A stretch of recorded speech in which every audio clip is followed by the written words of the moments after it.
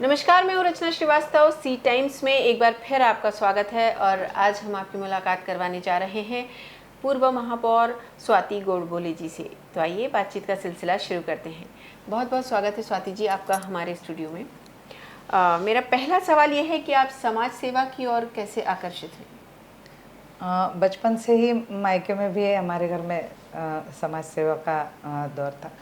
पापा जी भी काम करते थे, मैं भी राष्ट्र सेविका समिति में काम करती थी। फिर विवाह के उपरांत यहाँ आए तो यहाँ भी परिवार में पति मेरे संघ से तृतीय वर्ष शिक्षित थे, तो लगातार समाज सेवा का दौर चलता रहा। फिर वो भी राजनीति में आए, वो भी 94 में पहली बार पार्षदी का चुनाव लड़े, तो लगातार फिर ऐसे ही होता गया। और मुझे बचपन से समाज सेवा का बहुत शौक़ था, तो मैं जैसे ही विवाह होकर के आई तो मैंने तुरंत काम करना शुरू किया। भाजपा की सक्रिय सदस्य भी बनी और लगातार फिर काम करती रही। तो अपनी अंदर की जो इच्छा थी उसी के साथ मैं और पारिवारिक सपोर्ट के साथ ही आगे बढ़ी। यानी शुरू से घर का माहौल ही समाज सेवा का था। बिल्कुल। जैसा कि हम जानते हैं कि आप पूर्व पार्षद रह चुकी हैं सुभद्रा कुमारी चौहान वार्ड से। जी। तो वो एक लीज का वार्ड है जी। तो महापौर बनने के बाद आपने इस दिशा में क्या कार्य किए? सबसे बड़ी बात थी, जब मैं पार्षद थी इस वार्ड की, तब लगातार लीज नवीनीकरण और स्थानांतरण, इसमें लोगों को बहुत चक्कर काटने पड़ते थे और कहीं ना कहीं लगातार प्रयास करने के बाद भी तब नहीं हो पा रहा था। हम लोगों का घर भी खुद लीज के वार्ड में है, तो सुभद्रा कुमारी चौहान वार्ड से ही मैं पार्षद थी जी। तो लगातार लोग मेरे पास आते थे कि ये इसके लिए कुछ करिए। पहले 10% लीज का किराया लगता था, उसको मैंने लीज को सरलीकरण करते हुए 6% किया और फिर लगातार उसको लगभग 2600 प्रकरण हुए। देखिए, लीज एक ऐसा विषय है कि ये नगर निगम के आय का स्रोत है जी।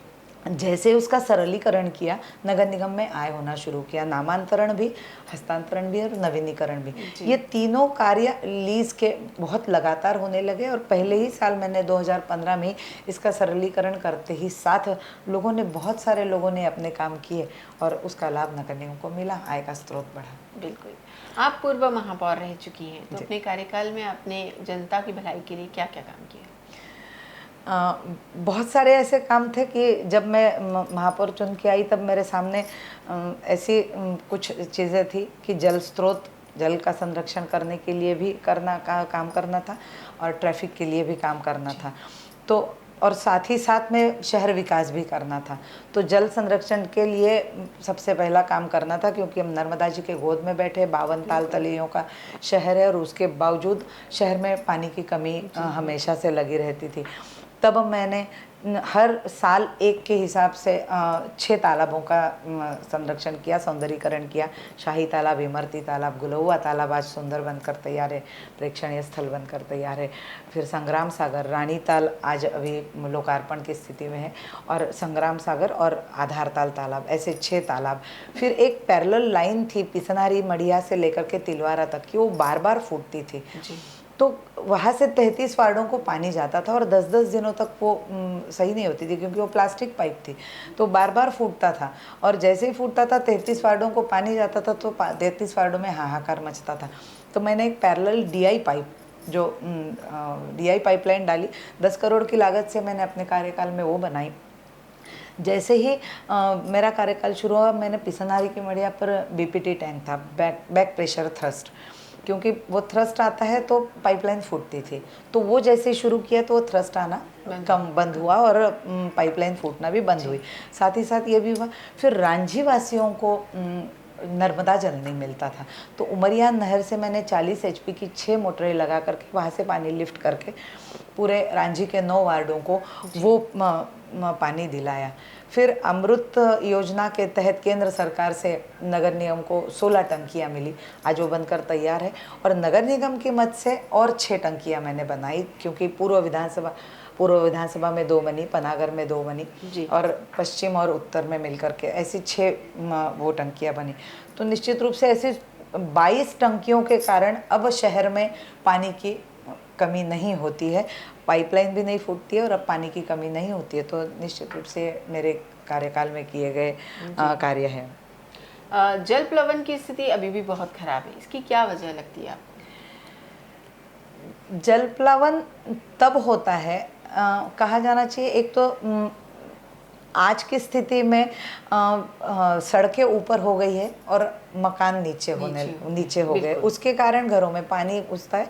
और जल प्लावन तब होता है जब ऐसे दोनानुमा जब स्थिति जब बनती है कॉलोनी की या उस परिसर की, तब वहाँ पर जल प्लावन होता है। सही अगर नालियों की निकासी अगर सही ना हो तो निश्चित रूप से नालियाँ अगर साफ ना हुई हो तो जल प्लावन होता है। और जल प्लावन तब कहा जाता है, अपने यहाँ थोड़ी जल प्लावन की व्याख्या अलग तरीके से देखा जाता है। हम कहते हैं कि अगर किसी भी जगह पर अगर हम 25 लीटर पानी डाल जाने की अगर क्षमता है उस टैप की, और अगर वहाँ पर हम अगर 50 लीटर पानी डाल दें तो रुक रुक के जाएगा, बिल्कुल, तो उसे जल प्लावन नहीं कहा जाएगा। वो रुक रहा है पानी या चौक हुआ है ऐसा नहीं कहा जाएगा। पर अगर 50 लीटर की जगह पर अगर 100 लीटर अगर हम डाल देंगे तो रुक रुक के जाएगा, परंतु धीरे धीरे जाएगा, ख़त्म होगा, पानी की निकासी हो जाएगी। तो उसे जब लगातार बारिश होती है धुआंधार, तब कहीं ना कहीं नालियों की स्थिति उतनी नहीं रहती है कि वो इतनी स्पीड से पानी जाए, इसलिए वो चौक है ऐसा लगता है और फिर वो पानी रुक रुक के जाता है। परंतु जैसे ही बारिश का जो जोर है वो जैसे ही कम होता है वो पानी निकल जाता है, तो उसे जल प्लावन के रूप में नहीं कहा जाता है, लगातार बारिश के कारण वो होता है। जी, खेलों को बढ़ावा देने के उद्देश्य से आपने कई योजनाओं को कार्यान्वित किया है, किस तरह के कार्य किए? खेलों को बढ़ावा देने के लिए मैंने बोहरताल गार्डन में एक स्केटिंग रिंग बनाया, उसको स्केटिंग रिंग को पूरा व्यवस्थित किया। आज वहाँ के बच्चे अपने यहाँ मतलब पूरे प्रदेश से बच्चे आकर के वो करते हैं और स्केटिंग के लिए नेशनल लेवल पर जाते हैं। फिर देखा जाए तो फुटबॉल के लिए हमने पूरे चारों विधानसभाओं में हमने ऐसे बनाए हैं कि चारों विधानसभाओं में हमने जैसे ये है रविशंकर शुक्ल स्टेडियम, वैसे ही चारों विधानसभाओं में एक एक छोटा छोटा 5-5 करोड़ की लागत से बनाया हुआ है रविशंकर शुक्ल स्टेडियम हमने बनाया है स्मार्ट सिटी के तहत। तो कहीं ना कहीं आज बच्चे वो खेलते हैं। फिर तीरंदाजी के लिए भी यहाँ से बच्चे बहुत सारे जाते हैं और आज वो नेशनल लेवल पर जा रहे हैं। तो कहीं ना कहीं हमने लगातार फिर हर खेल के लिए महापौर कप के रूप में हमने प्राधान्य दिया और महापौर कप के रूप में वहाँ पर आज बच्चे खेलते हैं और जबलपुर के बच्चे बहुत सारे नेशनल लेवल पर भी जाते हैं। जी, स्वच्छता के मापदंडों पर आप हमारी संस्कारधानी को कहाँ देखती है? क्या वजह है कि इंदौर और भोपाल के सामने हम कहाँ पिछड़े हैं? नहीं, स्वच्छता के मापदंड ऐसे होते हैं कि पहले जब मैंने अपना कार्यकाल संभाला था तब 1000 से ज़्यादा कचरे के पॉइंट थे, लोगों में जागरूकता नहीं थी और जहाँ कचरे की गाड़ी नहीं आनी है या कचरा नहीं उठना है तो कचरा रोज़ ही रोज़ होना है तो पॉइंट पे जाकर के फेंका जाता था। तो मैंने अपने घोषणा पत्र में भी दिया था कि डोर टू डोर कचरा कलेक्शन शुरू करवाऊंगी और मैंने पहले ही साल पहले 3 वार्डों में किया और धीरे धीरे फिर पूरे 79 वार्डों में डोर टू डोर कचरा कलेक्शन शुरू किया। फिर कचरे का मात्र उठना बात नहीं है, उठने के बाद उसका निष्पादन वो भी बहुत ज़रूरी था। तो अपने यहाँ कठौंदा में कचरे से बिजली बनाने का प्लांट था, वो आधा अधूरा पड़ा हुआ था, उसको पीछे लग के वो तैयार करवाया और वहाँ पर कचरा जाना शुरू हुआ और वहाँ से कचरे से बिजली बनना शुरू हुई। 11.5 मेगावाट बिजली बनती है, 600-650 टन वहाँ पर कचरा लगता है। कहीं ना कहीं जब तक शहर से इतना पूरा कचरा नहीं जाता है तब तक इतनी बिजली वहाँ बनना संभव नहीं थी, इसलिए लगातार कचरा उठता गया। लगातार डोर टू डोर कचरे के लिए हमने लोगों को प्रोत्साहित किया और लोगों ने भी उसका सहयोग करते हुए आज लोगों को आदत हो गई है तो आज वो कचरा वहाँ पर जाता है। हाँ, ये निश्चित है कि धीरे धीरे लोगों में जागृति आती है। पहले साल 2015 में हम 21वें नंबर पर थे, दूसरे साल हम धीरे धीरे 17वें नंबर पर, ऐसा करते करते 8वें 9वें नंबर तक हम आए। तो निश्चित रूप से ये लोगों में जैसे जैसे जागृति हुई और हमने सुविधा दी तो सुविधा और जागृति के साथ हम आगे आए। हाँ, नो डाउट भोपाल और इंदौर को हम नहीं मतलब पीछे कर सके, परंतु फिर भी लोगों में जागृति आई और सुविधा मिली तो हम आगे तो आए और जबलपुर स्वच्छ और साफ सुथरा तो हुआ।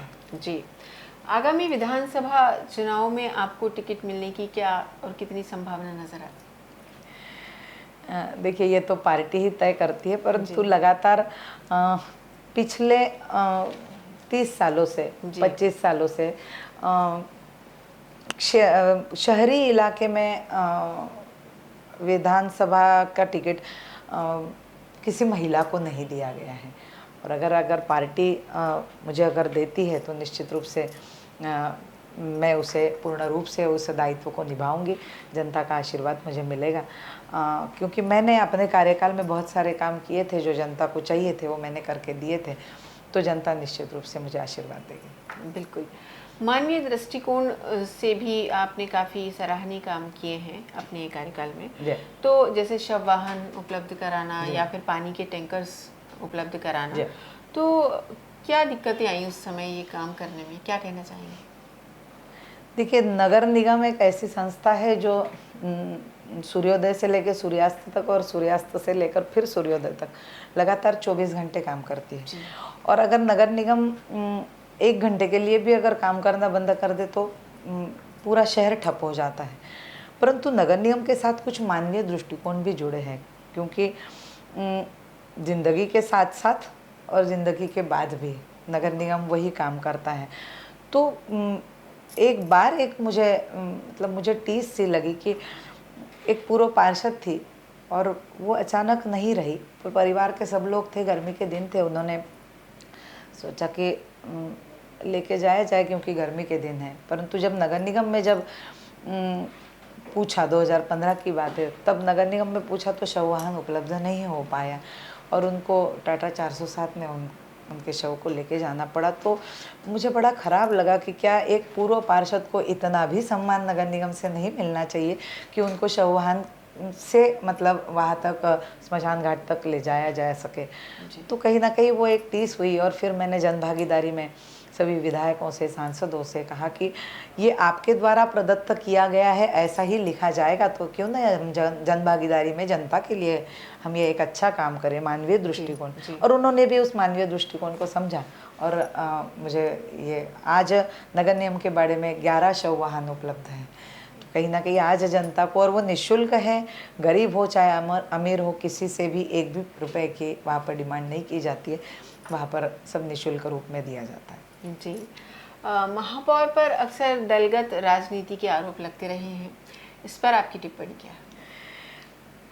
मैंने एक स्त्री होने के नाते हम घर परिवार भी संभालते हैं, तो मैंने बिल्कुल ये सोचा था कि जिस तरीके से हम घर परिवार में रहते हैं वैसे ही दलगत राजनीति से ऊपर उठकर, क्योंकि अगर हमारे भी पार्षद जीत के आए, उनके भी पार्षद जीत के आए, तो उनको सही तरीके से ही देना चाहिए। तो पहली बार मैंने पहले साल ही मैंने पार्षद मद दिया तो 35 लाख दिया, दूसरे साल 38 लाख दिया, 48 लाख दिया, फिर 65 लाख दिया, 68 लाख दिया। ये पार्षद मद के काम कहीं मैंने ये नहीं किया कि ये कांग्रेस का पार्षद है तो उनको नहीं मिलना चाहिए, भेदभाव नहीं किया, पूर्ण रूप से दिए। फिर एक मैंने दलगत राजनीति से ऊपर उठकर काम किया। हमारे पूर्व महापौर थे श्री पंडित मुंदर शर्मा जी, उनकी मूर्ति नगर निगम में सालों से बनकर तैयार रखी हुई थी, परंतु किसी का उसके तरफ ध्यान नहीं था। जब मैं एक बार जब गोडाउन में गई तब मुझे वो मूर्ति दिखी जी। तो मैंने कहा ये कब से बनी है? तो बोले कि बहुत सालों से बनी है पर किसी का ध्यान नहीं है। वो कांग्रेस के महापौर थे, अगर मैं सोचती तो मैं भी पड़ी रहने देती, पर मुझे लगा कि वो नगर निगम के महापौर रह चुके हैं, वो बहुत एक दायित्ववान व्यक्ति थे, बहुत अच्छे व्यक्ति थे, तो क्यों ना उनकी मूर्ति को लगाया जाए। भाजपा और कांग्रेस ये जब चुनाव लड़ते तब तक ही होना चाहिए, बाद में सबके लिए एक जैसा महापौर ने काम करना चाहिए। तो मैंने दलगत राजनीति से ऊपर उठकर पंडित मुंदर शर्मा जी की मूर्ति को लगवाया जो बहुत सालों से बनी हुई थी। फिर मैंने मेरे ही कार्यकाल में पंडित विश्वनाथ दुबे जी का निधन हुआ, तो मैंने बजट में वो सर्वानुमतेन पारित करवाई उनकी मूर्ति की। हाँ, उनके परिवार वाले आए थे कि हम मूर्ति लगाना चाहते हैं, पर मैंने कहा कि नहीं, वो महापौर थे, उनकी मूर्ति नगर निगम लगाएगा, आपको लगाने की आवश्यकता नहीं है, बस स्थान भर हम तय कर ले फिर आपको बताएंगे। आज जो 17 जुलाई को इस साल जो अभी उनके जन्मदिन पर जो लग रही है, वो मूर्ति मेरे कार्यकाल में मैंने सर्वानुमतेन पारित कराई थी और आज स्थान तय होकर के वो लगने वाली है।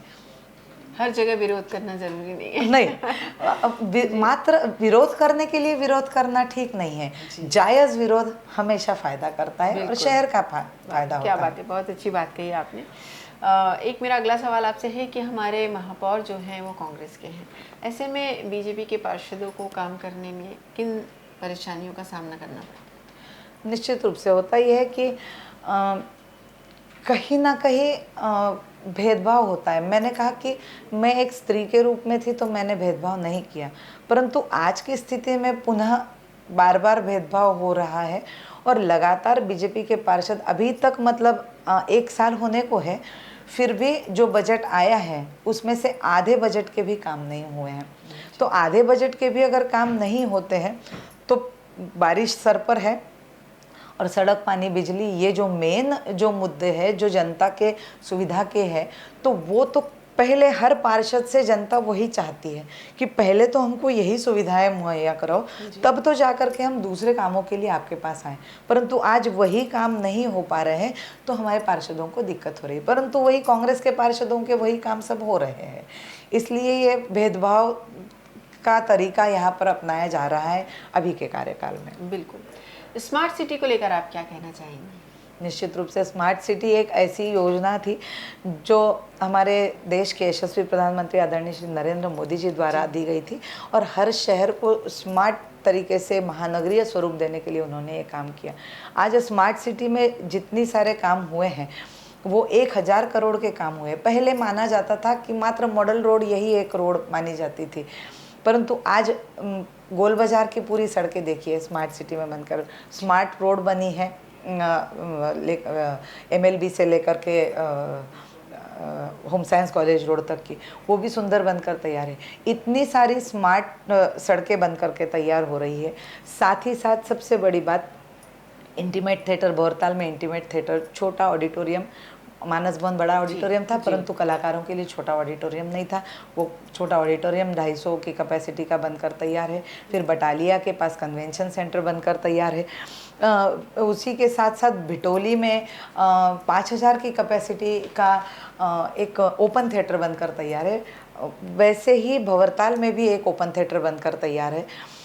इतने सारे काम होने के बाद लगातार 1000 करोड़ के काम स्मार्ट सिटी में हो रहे हैं। वो इस तरीके से हो रहे हैं कि लोगों को जो जो चीज़ें चाहिए है वो सब उनको मिलती जा रही है। तो लगातार स्मार्ट सिटी एक बहुत बड़ी योजना है। उसके तहत ग्रीन बेल्ट एक वो भी था। तो उद्यान, कितने सारे उद्यान भी बने हैं स्मार्ट सिटी के तहत। उद्यानों की भी एक श्रृंखला है, 5 जगह पर 5 वो बने हैं। मेरे कार्यकाल में मैंने भंवरताल उद्यान बनाया और डुमना नेचर रिजर्व जो नगर निगम के मालिकाना हक का था वो लगातार उपेक्षा का शिकार था। मैंने अपने कार्यकाल में वहाँ पर खूब सारा वृक्षारोपण करके आज वो घने वृक्ष वहाँ पर है और 13.5 किलोमीटर का एक पूरा साइकिल ट्रैक बनाया और वहाँ पर बहुत अच्छे तरीके से आज लोग जाते हैं। वहाँ तेंदुआ है, हिरन है, खूब सारे मोर है, बहुत सारे पशु पक्षी है और सबसे बड़ा वहाँ पर बटरफ्लाई एक जोन है। खूब सारी तितलियाँ वहाँ पर अलग अलग प्रकार की है। तो वहाँ पर एक बटरफ्लाई जोन एक बनाने की मैंने कोशिश की और वो बनकर तैयार है। तो कहीं ना कहीं एक वो शहर को सुंदरता देने वाला डुमना नेचर रिजर्व भी आज बनकर तैयार है। तो वो एक बड़ी बात है। फिर सब्जी मंडियाँ थी स्मार्ट सिटी के तहत, मैंने सब्जी मंडियाँ बनाई। गुलवा तालाब का विकास किया ही स्मार्ट सिटी के तहत, वहाँ पर फाउंटेन्स लगाए। पूरे स्मार्ट सिटी के तहत शहर के पूरे 36,000 पोलों पर मैंने LED लाइट लगाई, जो कि नगर निगम महीने का 1-1 करोड़ बिजली का बिल भरता था। आज LED लाइट की वजह से कम ये हुआ कि हर महीने का 1 करोड़ से उतरकर 25 लाख पर, 20 लाख पर वो बिजली का बिल आया। तो नगर निगम के जितने खर्चे थे वो उस खर्चे में वो कमी आई, तो कहीं ना कहीं नगर निगम का पैसा बचा तो विकास कार्यों के लिए वो लगातार काम में आता रहा। तो स्मार्ट सिटी के इतने सारे लगातार काम हुए हैं। तो मेन स्मार्ट सिटी के तहत काम वो भी है कि पुरातात्विक जो धरोहरें थी जी, उसको भी सहेज कर रखना था। तो अपने यहाँ सबसे बड़ा पुरातात्विक अगर धरोहर है तो बैलेंसिंग रॉक को हमने सहेज कर रखा, घंटाघर को हमने सहेजा, कमानिया को सहेज कर रखा। फिर टाउन हॉल भी एक बड़ी लाइब्रेरी है, वहाँ पर लाइब्रेरी उसको भी सहेजा और साथ ही साथ उसको डिजिटल लाइब्रेरी में भी कन्वर्ट किया। और गोकुलदास धर्मशाला, ये बहुत पुरानी धर्मशाला है, उसको भी व्यवस्थित करके उसका उन्नयन करके आज वहाँ पर दीनदयाल रसोई का भी, गरीब लोगों के लिए 5 रुपए में दीनदयाल रसोई मिलती है, तो उनको भरपेट भोजन मिलता है। तो ये भी स्मार्ट सिटी के तहत किए गए कार्य हैं। जी। केंद्र और राज्य की सरकारों की तरफ से आपको कई बार सम्मानित किया जा चुका है, उसके बारे में कुछ बताइए। मेरे कार्यकाल में मैंने 2 नवाचार किए थे कि नगर निगम की स्कूलें हमेशा पिछड़ती जाती है। 5 स्कूलें नगर निगम की थी, गरीब घर के बच्चे आते हैं परंतु उनको सुविधा नहीं मिलती है, उस कारण वो आगे नहीं बढ़ पाते। तो मैंने एल.एन. यादव स्कूल है रांची का, वो सबसे बड़ा स्कूल है, तो वहाँ पर स्मार्ट क्लासेस लगाई और वहाँ से जो टीचर पढ़ाएगा वो 5 स्कूलों में दिखाई देगी। घमापुर की स्कूल है, तिलवारा की स्कूल है, ऐसी सभी 5 स्कूलों में वो दिखाई देगा।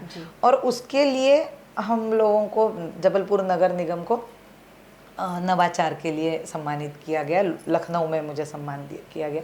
फिर जब डामलीकरण की सड़कें बनती है तो निश्चित रूप से डामलीकरण की सड़कें 3 साल से ज़्यादा नहीं चलती है, क्योंकि जैसे ही पानी आता है तो डामल का तो वो दुश्मन है। तो उसमें मैंने जितनी भी पॉलीथीन थी, जितनी भी स्वच्छता में जितने पॉलीथीन आती थी, कचरे में उठती थी, वो अलग करके फिर डामलीकरण की सड़कों में मैंने उसका उपयोग किया। और आज भी उसकी मतलब अगर देखेंगे तो ड्यूरेबिलिटी उसकी अच्छी है। 5 सड़कें 1-1 लाख की मैंने छोटी छोटी सड़कें बनाई थी 500-500 मीटर की, परंतु आज भी वो सड़कें बहुत अच्छे तरीके से हैं। तो कहीं ना कहीं उस नवाचार के लिए भी हमें दिल्ली में उसका पुरस्कार मिला। फिर मुझे इंडिया टुडे के द्वारा एक पुरस्कार दिया गया कि फेस ऑफ पॉलिटिक्स, तो मतलब लेडीज़ फेस ऑफ पॉलिटिक्स, तो उससे भी मुझे इंदौर में सम्मानित किया गया। तो मैं उसके लिए भी बहुत मुझे खुशी होती है। सी टाइम्स की तरफ से भी आपको ढेर सारी शुभकामनाएं, आपने इतने अवार्ड्स मिले हैं आपको। जी। मेरा एक अब पर्सनल सा सवाल कि इतनी व्यस्तता के बाद फैमिली को संभालना काफ़ी मुश्किल होता है, कैसे मैनेज करती हैं? फैमिली को संभालना, घर का पूरा परिवार का जब तक सपोर्ट नहीं मिलता है तब तक कुछ नहीं हो सकता है। एक जॉइंट फैमिली में हम लोग रहते हैं और जॉइंट फैमिली हमेशा बहुत अच्छी तरीके से कार्य करती है। हमें जो टेंशन रहते हैं वो टेंशन बट जाते हैं। तो जॉइंट फैमिली और घर का सपोर्ट, बड़े बुजुर्गों का और पूरे परिवार का घर का सपोर्ट, यही मेरी कुंजी है कि मैं राजनीति में इतने आगे बढ़ सके। बिल्कुल। चलते चलते एक छोटा सा सवाल और कि फ्री टाइम में स्वाति जी क्या करना पसंद करती हैं? फ्री टाइम में मैं तो रंगमंच की कलाकार हूँ, गाने का भी शौक रखती हूँ और मराठी नाटकों में मैंने हमेशा से काम किया है और इसीलिए मैंने महापौर कप किया था, महापौर नाट्य महोत्सव।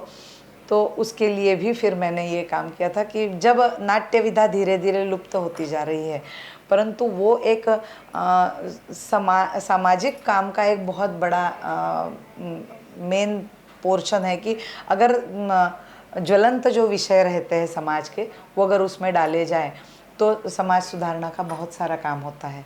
और इसलिए मैंने वो नाट्य विधा लुप्त ना हो, इसलिए मैंने महापौर नाट्य महोत्सव का आयोजन किया। लगातार 3 वर्षों तक वो हुआ और अलग अलग भाषाओं के वहाँ पर नाटक हुए मानस भवन में और बहुत अच्छा उसका रिस्पांस मिला। बिल्कुल। तो बहुत बहुत शुक्रिया आपका हमारे स्टूडियो में आने के लिए और हमारे सवालों के जवाब देने के लिए। बहुत बहुत धन्यवाद। धन्यवाद।